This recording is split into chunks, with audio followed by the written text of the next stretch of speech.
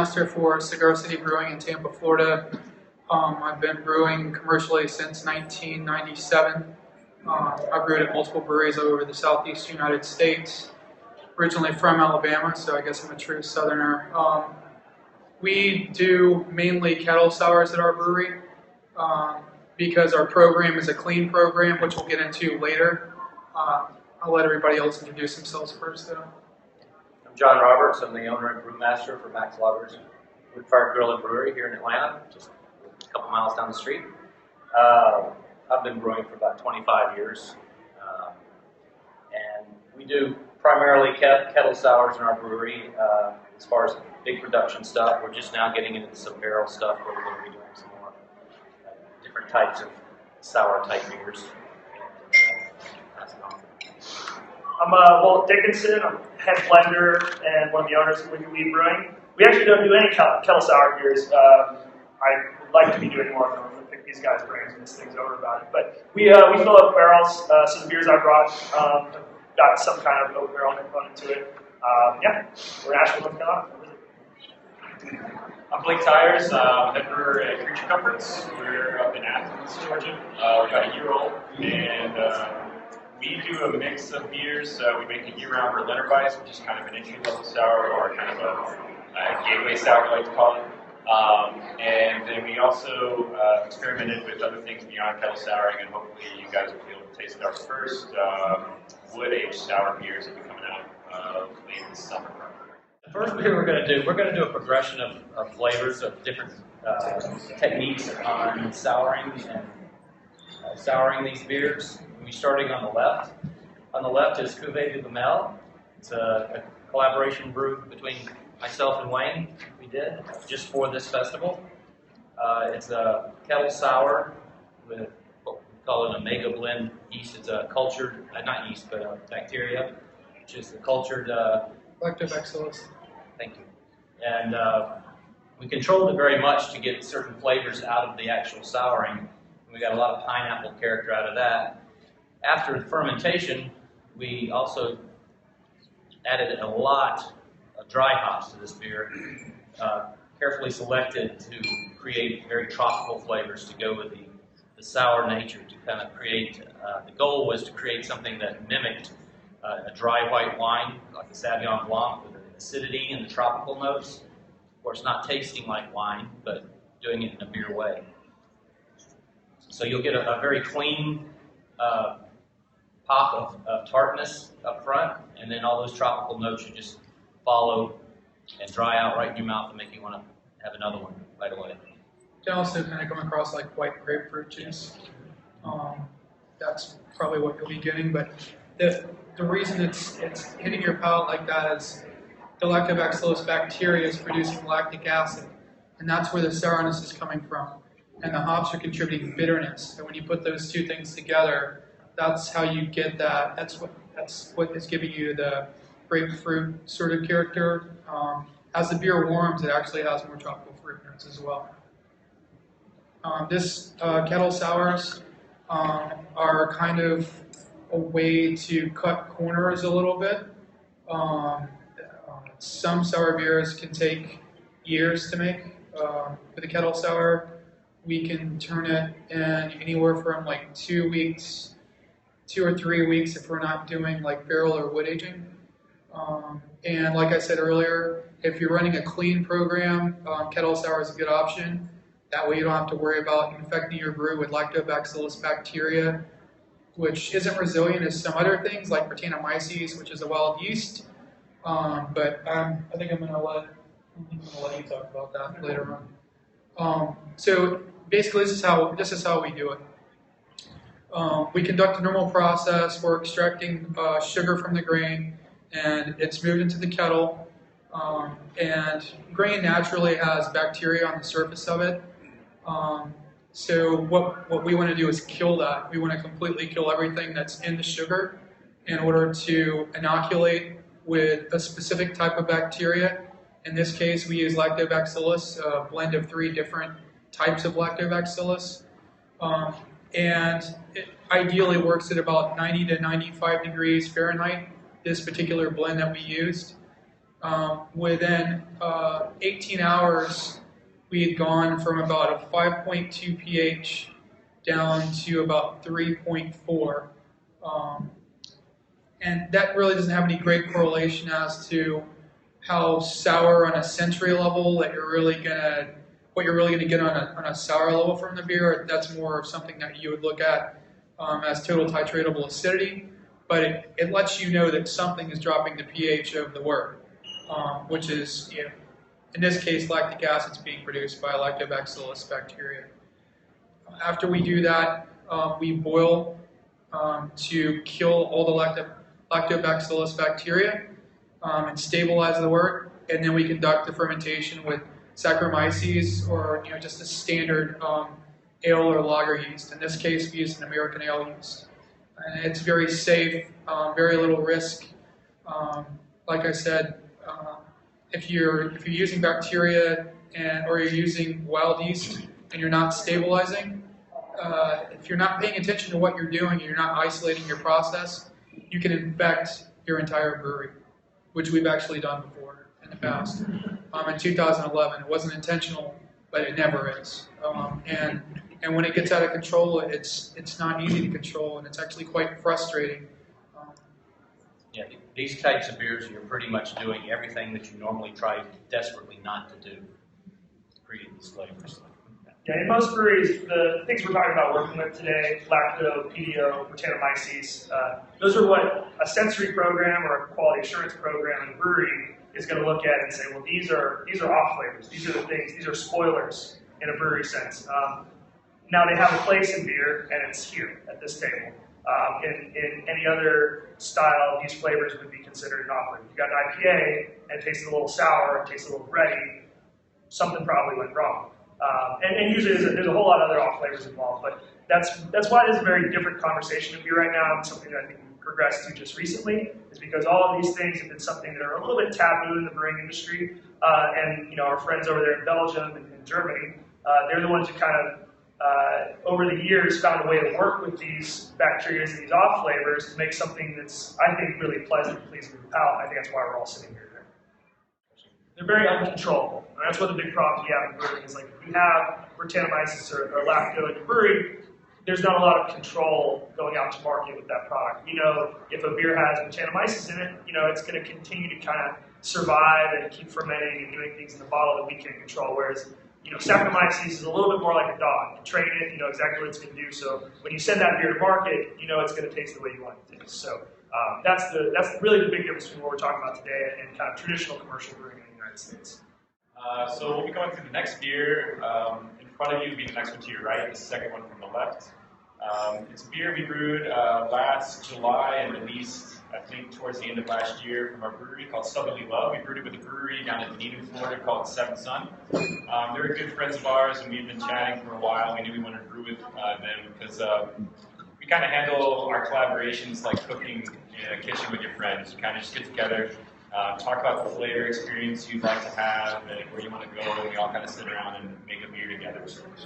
So with this beer, it's pretty fun because it's going to be kind of a bridge gap between the first beer you tasted and Walt's beers here, in the sense that there's different ways that we approach making sour beer. You can use different bacteria, you can use different yeast to support that bacteria, but yeast in itself will not just make a sour beer, so it's kind of an important differentiator to make.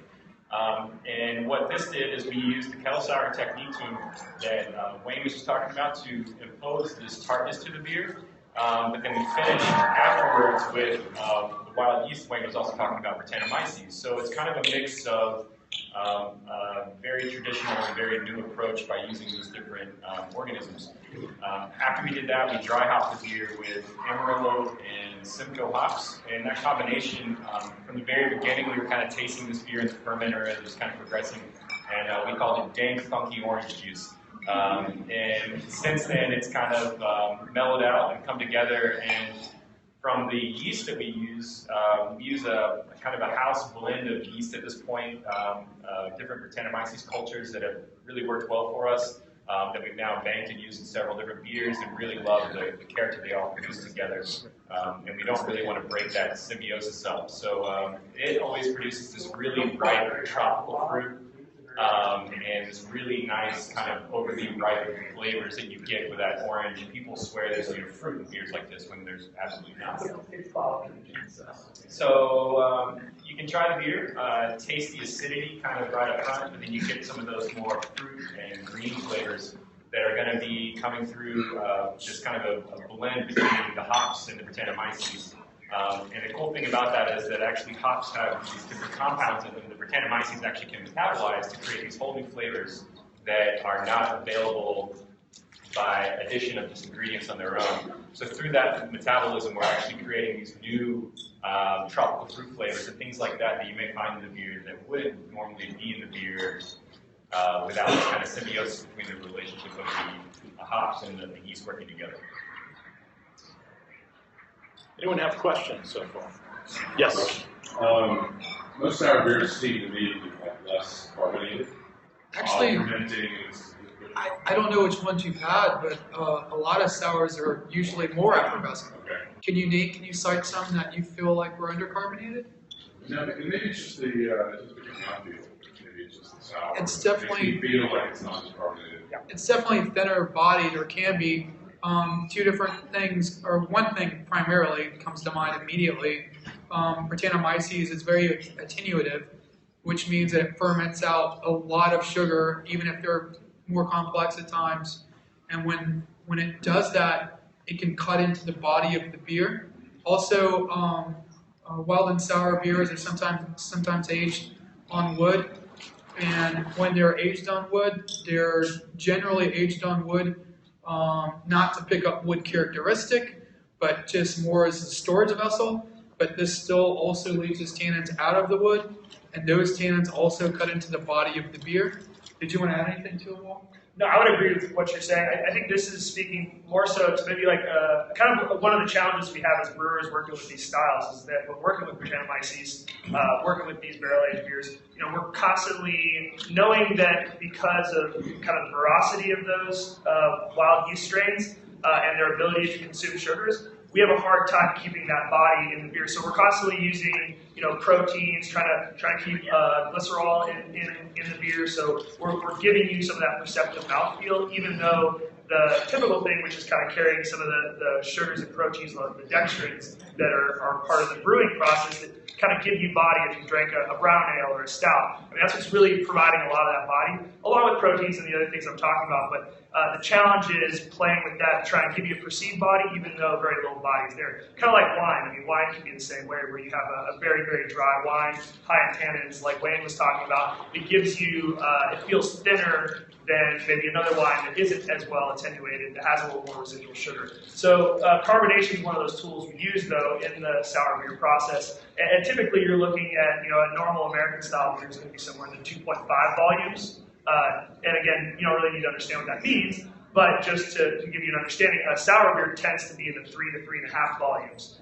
So substantially more carbonated. But then again, a lot of those beers are bottle conditioned, and again, with the low pH and all those things, sometimes the yeast doesn't do what you want it to do in the bottle. So that's a big challenge, I think, for if you're drinking sour beers from breweries who are kind of still figuring out the bottle conditioning thing. It can be a challenge getting the beer to carbonate. So that could be part of the problem you see in the market.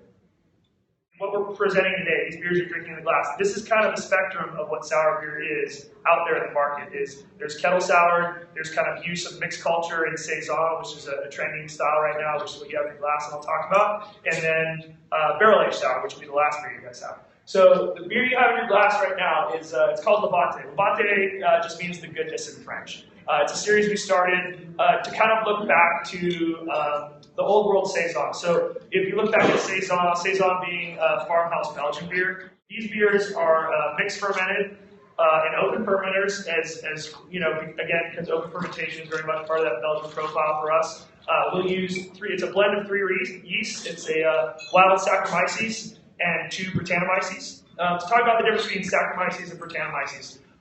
Saccharomyces is what all beer you've ever had that's basically not maybe a Belgian beer in a specific niche within Belgian beer, and sour beer is Saccharomyces. So lagers are Saccharomyces, IPAs are Saccharomyces. It's a very simple, wonderful metabolizing thing. It's just what it does. It just has one job: it eats sugar and it makes CO2 and makes alcohol. That's what it does, and it knows how to do it really well. It's very predictable. So it's what's allowed us all as brewers to make beer. Brettanomyces does the same things, but is much more complex genetically. It's able to do all kinds of crazy things. It can do that, but it can also produce acids and all kinds of other flavors that yeast isn't quite capable of producing. And so it's why it's exciting, I think, for us as brewers, because it's a little bit of the unknown. We like working with it because it's able to do a lot of things that we can't seem to get out of Saccharomyces. But in that, it's a little more unpredictable. It's a little more like a cat. Like sometimes it's your friend, sometimes it hates you. And so a lot of times we're kind of confused as to what it's going to do. Where when we get in more of a relationship with Saccharomyces, like we brew a beer, I'm pretty sure Wayne can tell you when he puts a beer in a tank, or these guys, when they put a beer in a tank, they can tell you 6 days later that beer is going to be done, ready to transfer to package. Whereas you put a beer in with Brettanomyces, it may be done in 3 days, or it may be done in 3 months. You don't really know. And then when you start rolling those bacteria and stuff in, now that whole thing gets a lot more complex. So this, moving from the kettle soured side to more of this kind of Belgian style side, where we're using bacteria, we're using Brettanomyces, it's a lot more, I would say there's a lot more unknown to it. And I think that it's a little bit more about the touchy-feely side of brewing, where we're just kind of waiting to see what happens. So this beer is brewed with that blend of yeast. It's brought over, we add pears to it, and we also blend back a portion of old sour beer. At that point, now we're adding lactobacillus that these guys were talking about earlier, and there's some pediococcus in there. Pediococcus does a lot of the same things lacto does, just kind of in a different way, but it's capable of producing lactic acid also, along with some other compounds that are flavor-driven. So at that point, we let that sit for a couple weeks in still, let all that re-fermentation happen, and then it goes into the bottle to bottle condition. At that point, we let it age until the carbonation and the fermentations happen. In that, I think you're going to notice when you're tasting this beer, Brettanomyces is very present. It's described as barnyard, so I would say kind of a wet hay. Some people say horse blanket. I really would hate to know what a horse blanket really smells like. I hope it smells. If it smells this good, then I'd like to start riding horses. Okay, that's fine. So, but anyways, it's a little more rusty. When they say barnyard, they're just saying those kind of musky, hay-type flavors. And then along with that, you're getting a little bit of acidity. So this, again, is not what I would say necessarily a full-on sour beer. I think actually the other two beers we had were probably more sour than this beer. This has just a little bit of tartness, and we kind of fall in that category of like a mixed cultured saison. I think a good analogy is when he was talking about Stack versus Brettanomyces, you can look at Saccharomyces as a domesticated pet, and you can look at Brett as like this wild tiger that you're trying to deal with in the ring, I think that's probably a very good way to look at it. You don't exactly know what's going to happen, but you hope that it doesn't bite your head off. Absolutely. In our brewery, we've got 2 stainless fermenters dedicated to Brettanomyces fermentation, and we try to wrap our heads around some sort of production schedule on timing when beers can go in and we can expect them to be available. We call those 2 fermenters Moose and Squirrel, and we have a beer in there right now that for us was supposed to be a quick Brettanomyces beer that's been in there I think for 2 or 3 months now. It's very much becoming not a quick beer, and it started its life as a pale ale, and it kind of just depends on where it goes. And you kind of have to be willing as a brewer to take the journey sometimes. Although I think you can do as much as you can to control how much of these different bacteria and yeast you add, and what levels, and what conditions you put them in, what kind of food you feed them, to kind of control this pathway that you're letting this journey go down. When you decide, taste it, and it's like, let's keep it in there. Yeah, absolutely. I think it depends on what kind of beer you're making. Certain beers you can actually expect to go through a phase of not tasting that great, especially when you start getting into these like wild or spontaneous fermentation beers. They're a little bit more controllable, and part of the flavor development on the back end, once it reaches maturity, is going through these phases of not tasting so great, and those bad flavors are getting metabolized by the organisms involved to create flavors that are actually quite desirable. But when you're taking a step back from that, and you are in a controlled environment where you're pitching either lab bacteria or yeast or things like that, you are able to kind of get an idea, I think, of the journey that you're going to be going down. And you try to set yourself up on a good foot by using something you used before as far as organisms go, giving them a food food structure, whether it's going to be simple or complex sugars, depending on what organisms you want to thrive and be able to eat well, and what temperature they can live at and be happy, and what environment they're going to be doing that in. You kind of control all these things that play into the metabolic cycles, and then you get a pretty good idea of where it's going to go. And from time to time, it can change on the timeline, but you can taste. That's where the guys in Belgium who've been blending beers for 30 years have an advantage, because there is a certain amount of experience that plays into it beyond knowing the textbook of what should happen. You can taste things like, okay, this tastes either good or bad, or this will get better, or this won't, and you can kind of get an idea of what's going to happen later. It's my take on that. No, I would just kind of second what you said. I think to go back to what Wayne was saying about how you consider a domestic and a non-domestic animal is kind of comparing, and I would almost compare that to like working with lacto and PDO and all those things, is that, what we do as brewers when making these kind of, so to kind of just talk about our brewery, like, we've got 800 oak barrels in one facility. We have a completely separate facility for the sour program and the clean program, mainly because of the concerns Wayne was talking about, and that cross-contamination issue is really present. And so what we try to do is exactly monitor the environment, create a positive environment. We keep our barrel house at a specific temperature. We try to make sure that we create a kind of regimented process for how the beers and how everything's treated going through, and try to just give them an environment that we think they're going to thrive in. Give them the right kind of nutrients in the work that we're putting in those barrels, and give them the right kind of environment for them to mature. And then as brewers with these styles, we really kind of sit back and we taste and taste. I sample at least every rack of barrels, once a month to see where they're going, and I'm sure these guys are all doing the same thing. And that's really the only way you can tell where the beer is going to be. I mean, for us, we see a 3 to 5 month window of in variation all the time with every set of barrels. Like anywhere from 8 months to 12 to 14 months is where we're going to see on a barrel aged sour that beer kind of get to where it wants it.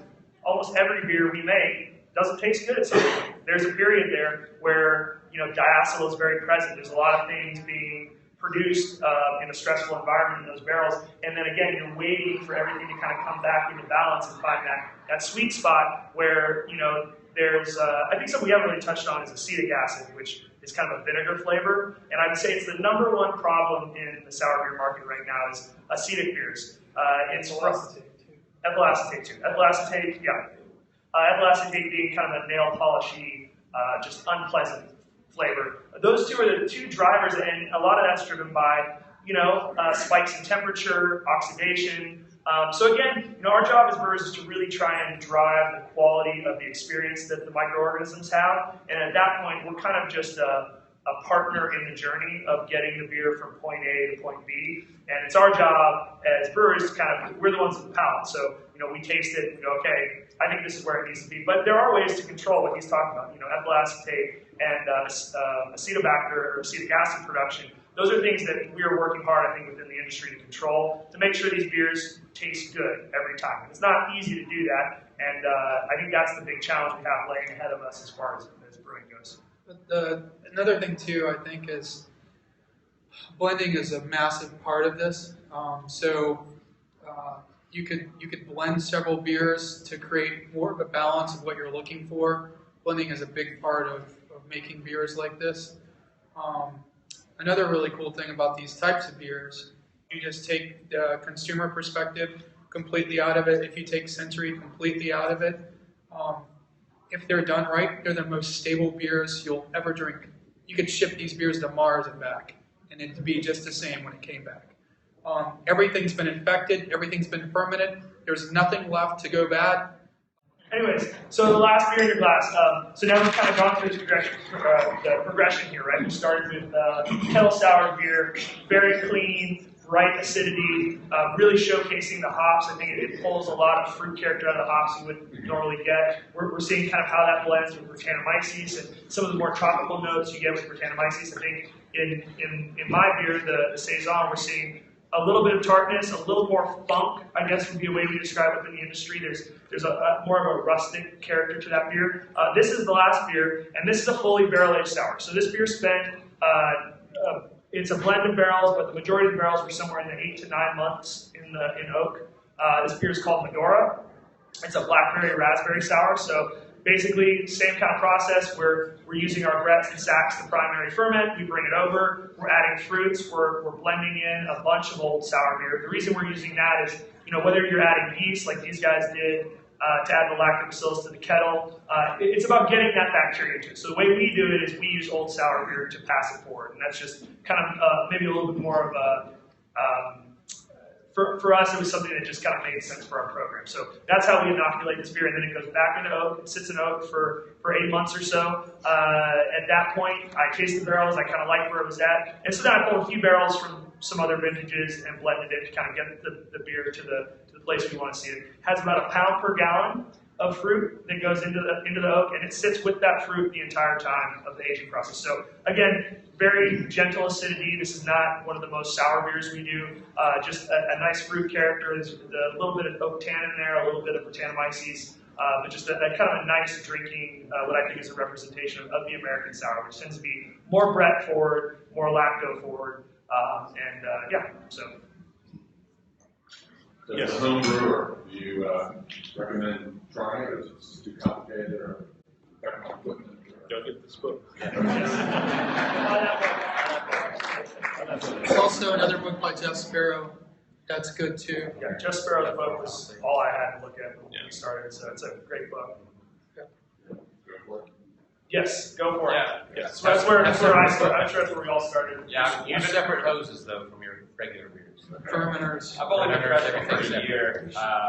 Definitely, I was making sour beer because actually out of necessity, like I didn't want to buy a fridge to keep my sack beers cool and happy, so I just made farmhouse ales. And Sometimes you reach barrels, how much people in. The second part is a few years ago, barrel aging wasn't that big on not sours, any type of style. Now it's big. Are you finding sourcing barrels getting more difficult? For us, it was pretty often. When we started the brewery, getting bourbon barrels was like ordering pizza. I just call Kentucky, wherever. I call Cooperage and be like, I'll take 16 barrels, Diet Coke and some cheesy sticks, and eat it next day. Now it's a lot more difficult, so I got to work a little harder to find them. Now we've because we buy a lot of barrels, I've got pretty good connections now. So wine barrels are pretty good right now, and bourbon's pretty good for me personally. But I would say it's absolutely getting more challenging as far as use. It really depends what you're trying to do. For our program with the barrel aged sours, and these guys can speak to the same thing, we're using the oak as more of a long-term maturation vessel, and certain beers I want wine character in. There's a sour red I try to make sure it's always in first use red wine barrel, because we're always buying more barrels for the program, so it's a great place to send it. But for the most part, I'm looking for more of a neutral character, and we're really looking at that long-term micro-oxidation happening. That's one of the reasons we work with oak.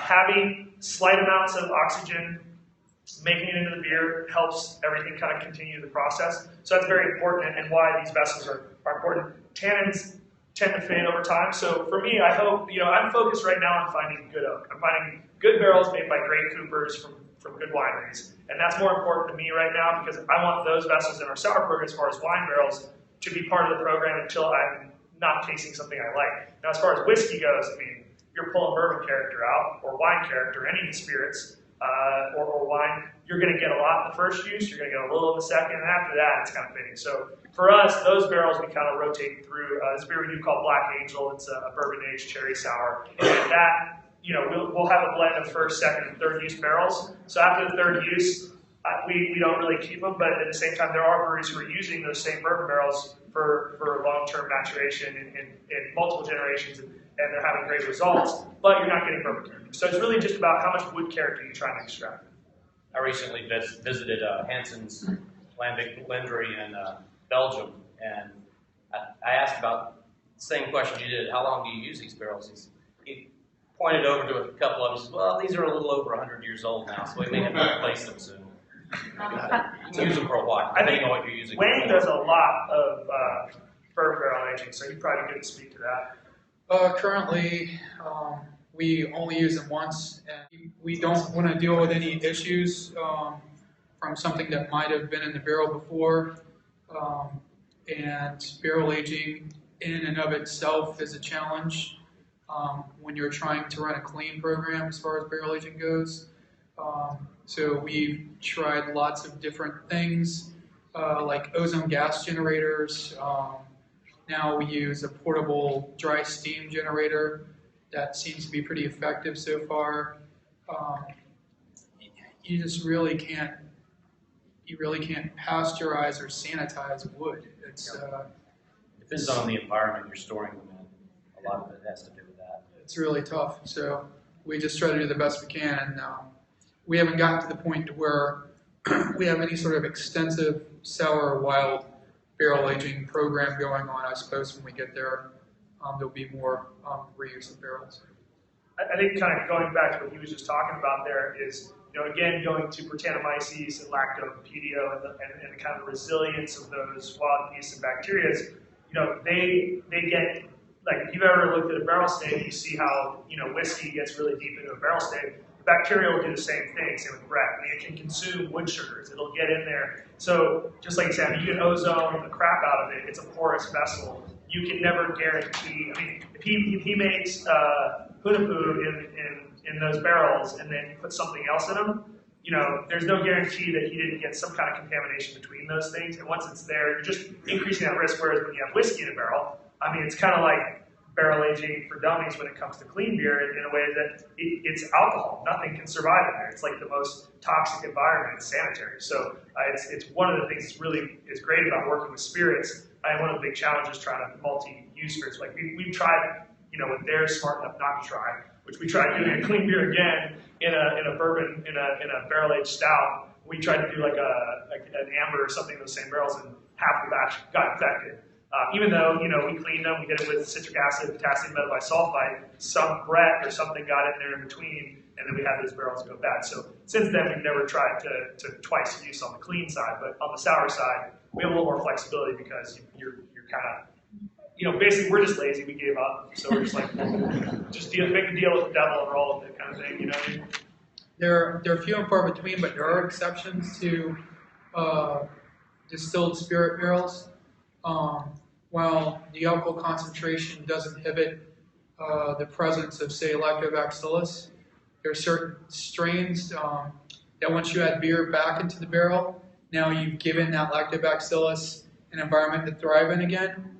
There was one situation that came up with New Holland.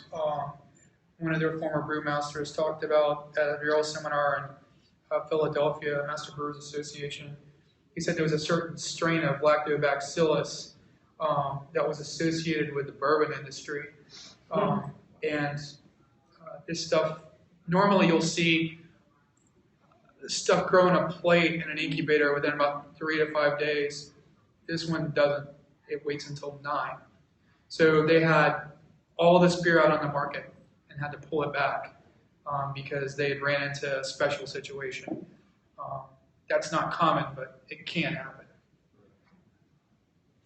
This whole panel is called Southern Sours, and I think if there's anywhere in the country that can really own this style, that it's the South. This beer makes so much sense for our climate and for the way it's hot as hell here in the summer. And drinking a beer within a city like this can be so refreshing and so nice and so beautiful. It just makes so much sense for us as people and how beer has driven through humanity through time. There's always been a reflection upon the environment of the people and the climate in which it's made usually. And I really think that sour beer in the South is going to be something that's it's only going to continue to grow. You're going to see a lot more of it. We've been kind of hindered, I think, by different laws in the past that have held us back as producers, that we're continually trying to break down those walls so that we can make what we dream and vision. And I think that this climate is going to be huge for us to continue to produce sour beers.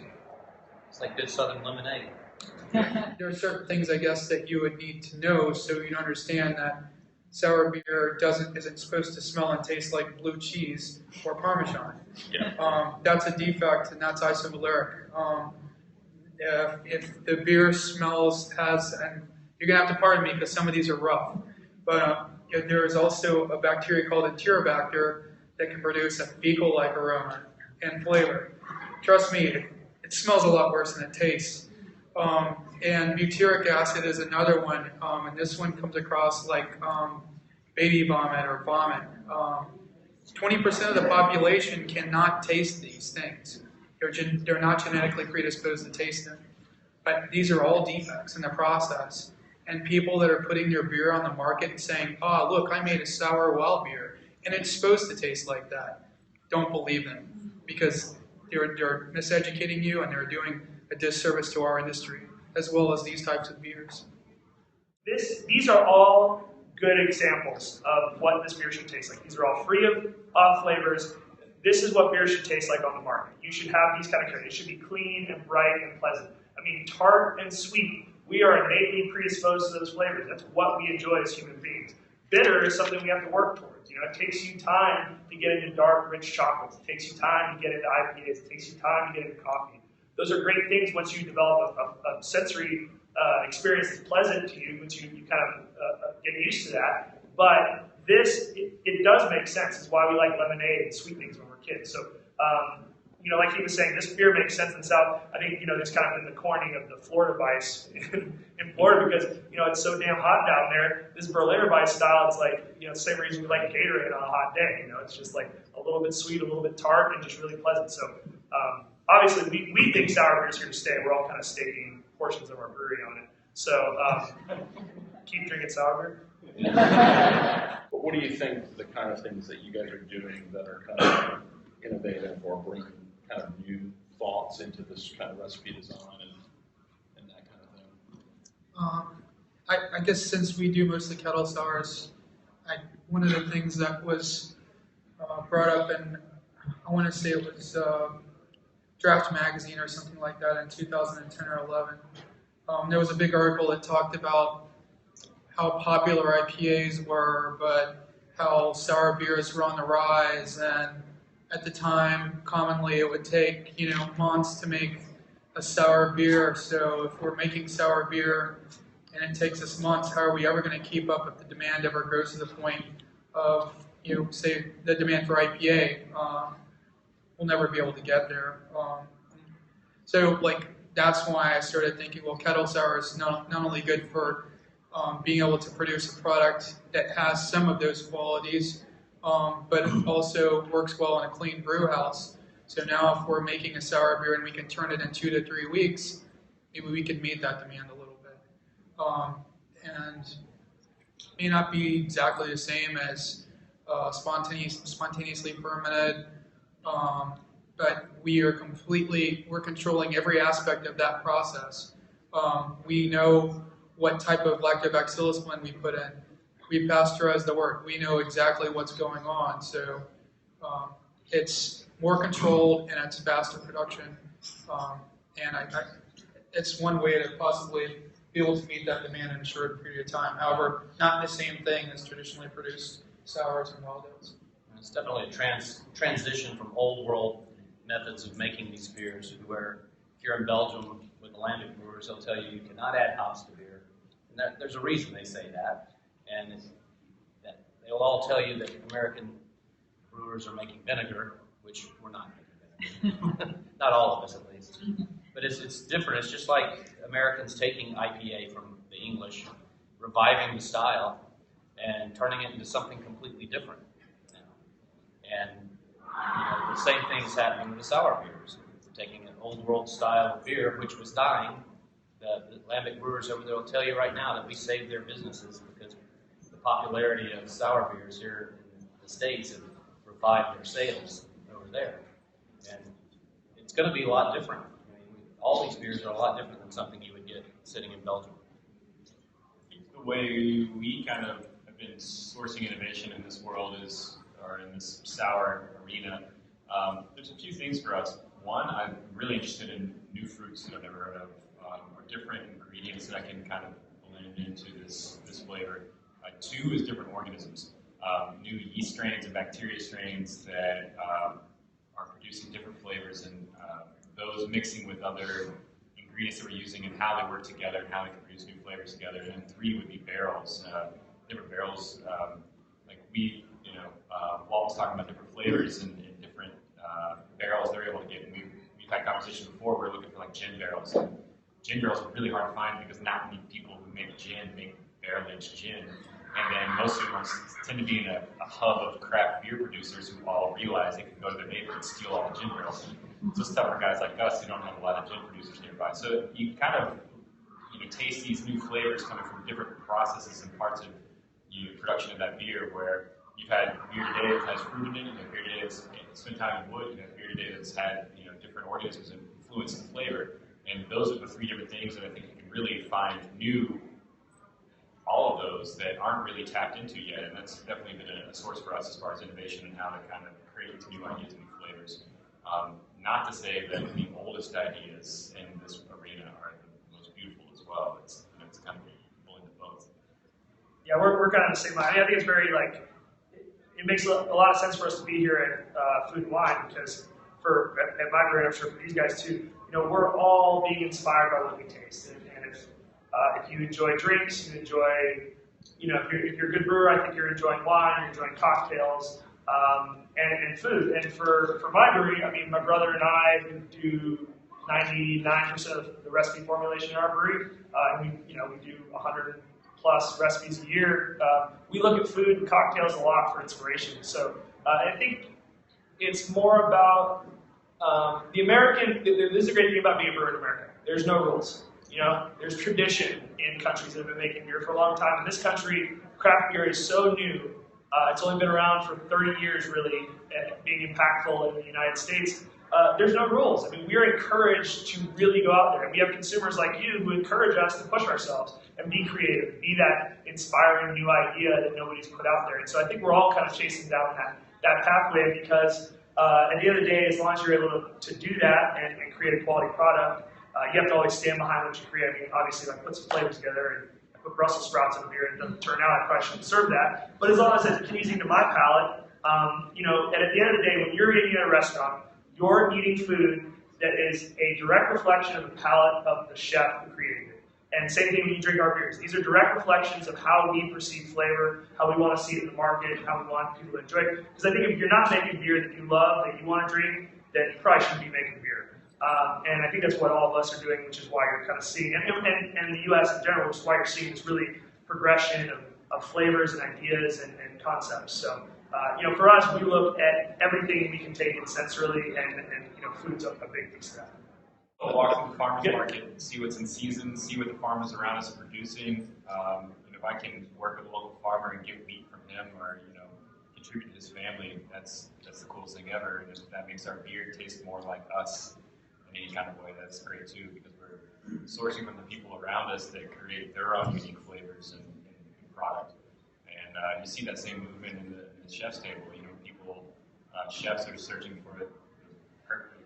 It's about good ingredients. I think that's really helping us push forward into great beer. I think it's really good point. I think it's something we touched on, but this style in particular, especially the barrel-aged beers, they tend to draw more because of the higher price point they receive in the market and the restriction of volume.